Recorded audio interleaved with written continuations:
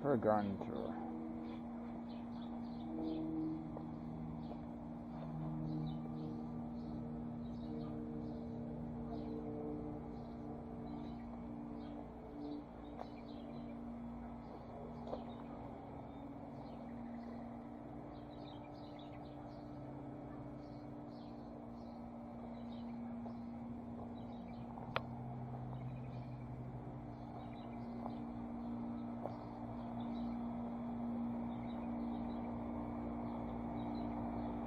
Okay, the native shrub-like bush. It has hibiscus flowers, or excuse me, hibiscus-like flowers. Pollinators love them, so if you have a shady spot, that's a good spot. Here's my composting agents. These are those old trash cans with holes drilled in them.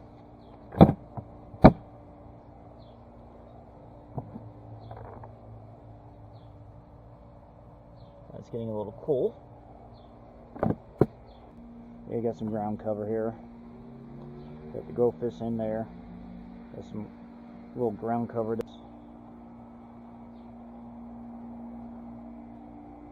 Here's my portable greenhouse. A butterfly bush.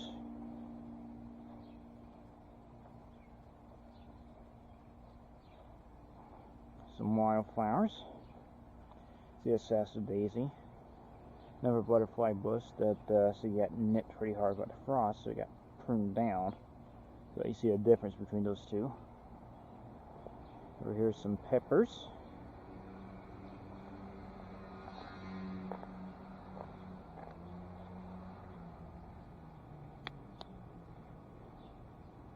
That is not a pepper. Sunflower that died in plant. Another sunflower didn't plant.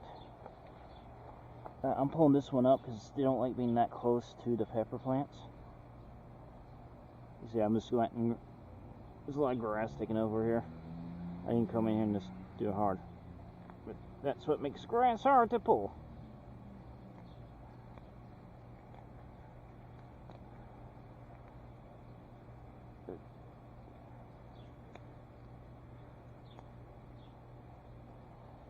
You see right here, get a prime example of those peppers in that one. Here's it's getting ready to bloom, this pepper in that one. That I'm not sure what it is. More sunflowers that didn't plant.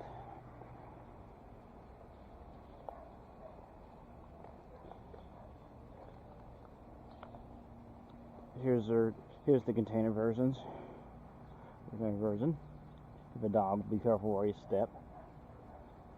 These are blackberries right here. You see they're perfectly fine in containers. Here's an elderberry that I got as a transplant. You see it's just take it off. So this is a way that you can keep I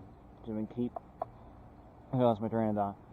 Containers, especially these type, this is a shrub or a big shrub, small tree.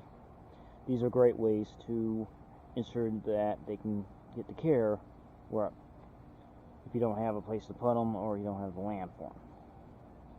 Moonflowers, you see these more in southern Florida in general. Never blackberry that's actually in the ground, and what will happen is as these get heavier, these will sink and the tips will form new plants. These are called honeyberries, or what you call edible honeysuckle. Like you see, this is a brand new growth. You tell us what they call it, the leaves. And for these to be successful, you need two different types. So these are two different types of honeyberries. Again, more sunflowers I did not plant, but I'm letting this set up as a sunscreen. So the idea is let this shade. As these grow up, these will cast shade. Here's my blueberries, which you can see. That thing's kind of going a little wild. Ooh, is that thing going wild? Here's a little example. This thing looks a little beat up, but it still survives. It's surviving.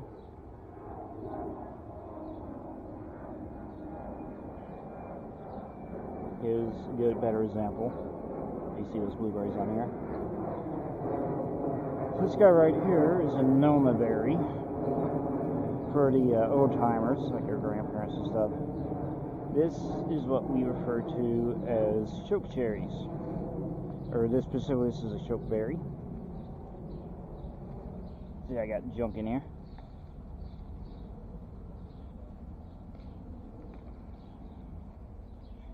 You see, I got junk in there. These berries right here are very bitter, so if you eat one straight off the bush, you're more likely to spit it out. So a lot of people make jams, jellies, relish, salad dressings. You got our herbs here, more wildflowers. That was a sunflower I didn't plant. You see how big these things are? Birds, bees, pollinators love these. Again, same principle as casting seed.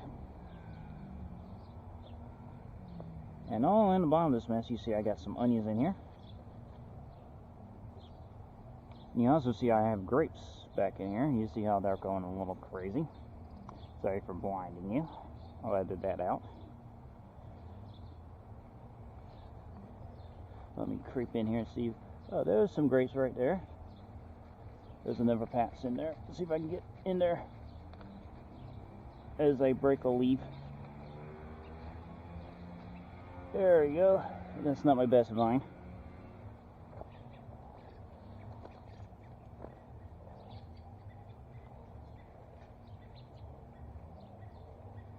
Technical difficulties.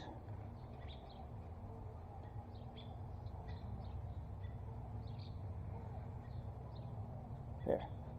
But this is a little better example of grapes. See, I got grapes falling on the ground here. A lot of grass. Look at these right here. Look at this right here.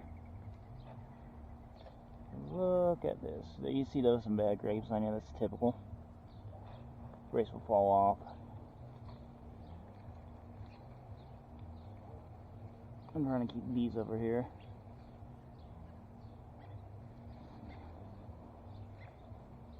That's a good batch right there. You see how one's going a little crazy.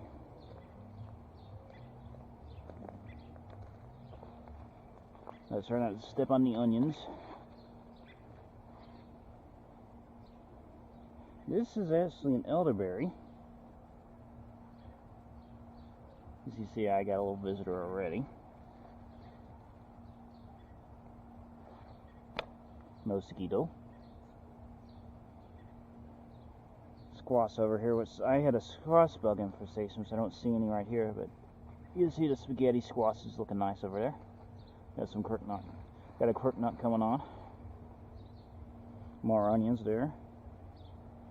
What are you doing, kitty? What are you doing? You following me? Really? This is what you live for? Is this like my job for you?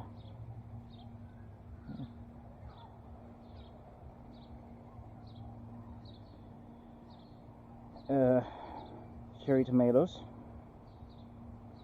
Also a way, if you don't have land, you can plant them with these guys.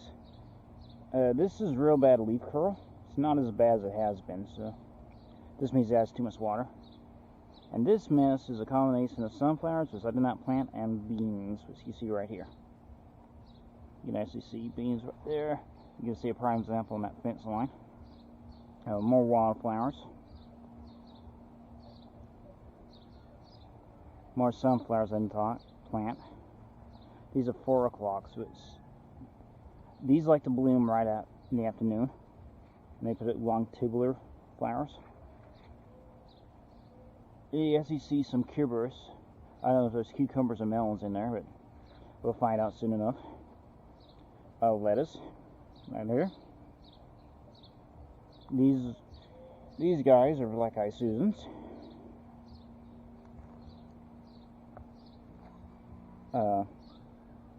This guy right here is actually a carrot that I've let it go seed is what's called Queen's Anne's lace, and that second one over there, which basically when I harvested these carrots last year, this one got missed, so it came back, flowered, and I'm just gonna let it do its thing. Because the seeds will take off, I can collect the seeds, get more carrots out of them. These sunflowers I planted. You see I got some peppers in there, and you guys see a good example over there. That plant, there's one in there if you can see it. There, CB. These are herbs. Like this is actually what they call purple basil. Had a lot more in here, but this is what actually survived.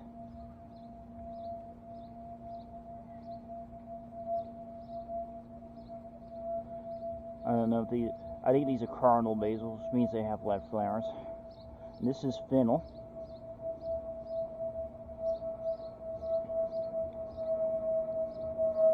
Right here is more tomatoes.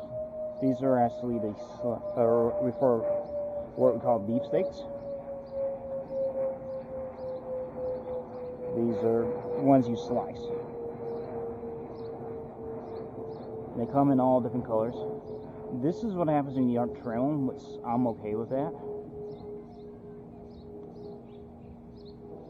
Got some milkweed for the monarchs.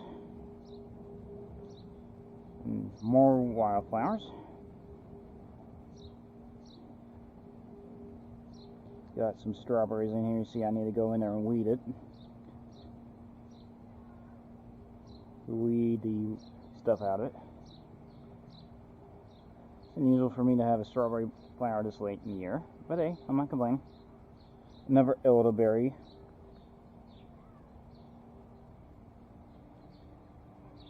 These are actually black-eyed Susans. Originally, this is this little 1-foot square area for the pollinators. Because the idea of the pollinators, as I attract them, I'm going to get anywhere from 10 to 30 times. A factor of 10 to 30, anywhere from 10 all the way up to about 30 times on pollination, which means I'm going to get that much more fruit out of this plot of land. The last part of this tour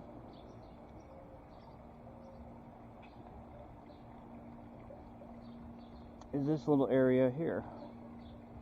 This tree actually planted this as a little sapling that was not even a foot tall. And you see how it's getting, you actually see berries on top of there. This is actually a crab apple, but it produces berries instead of crabs, or crab apples. And some of the cedar waxwings love those berries. And if you're wondering about this is through the National Wildlife Federation. That it's mainly to do with the birds. 10 questionnaires, if you get like, what, 7 or 8 of them right, you can apply for this. This sign's a little extra, but it's durable. You get a little packet with it. It basically means that my yard's certified. It's part of the program. You see I got a little mismatched stuff in here. This I haven't really figured out what I want to do quite yet.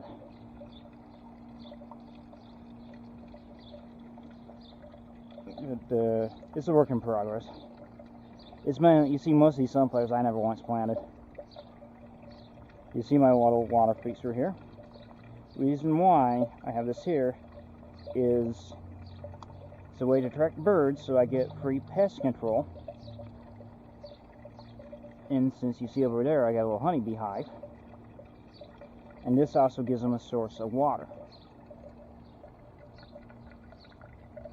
This is more flowers I've had over the years. And you see, like here's a lily I planted in here several years ago. There's actually tulips and some daffodils in here. It's just, this is not the time of year for them. And this guy is what we call a Hopi red dye emmer. So I'm interested to see what this guy is, because you can cut the flowers and they will actually stain the water purple. So that's quite interesting. It's another tree I don't need in there. And this is what happens when you allow rosemary to live past the winters. But there's the bees, and yes, there are honeybees. I put those out here to help with the pollination. As you see, they're starting to go a little crazy in the sugar water. And they were actually waterboarding for whatever reason they want. And one thing I forgot to say about these berries is these are self-fertile. Meaning if you have one, you can actually get fruit off one, but they're best in pairs and they come in sizes. You see how some of these have fruit already, whereas this one has a little less, because this takes off in the late summer. This is early summer. So the two don't, so you want to have different sizes for different things. And those are number 3 in there I don't need. Gotta love oaks. Nectar flowers should be happening pretty soon, or fairly soon. And these are an interesting heirloom petunias. See how big the flower is? These are more wildflowers. Here's a little better example of these petunia blooms. So hopefully I'll be getting a harvest out here.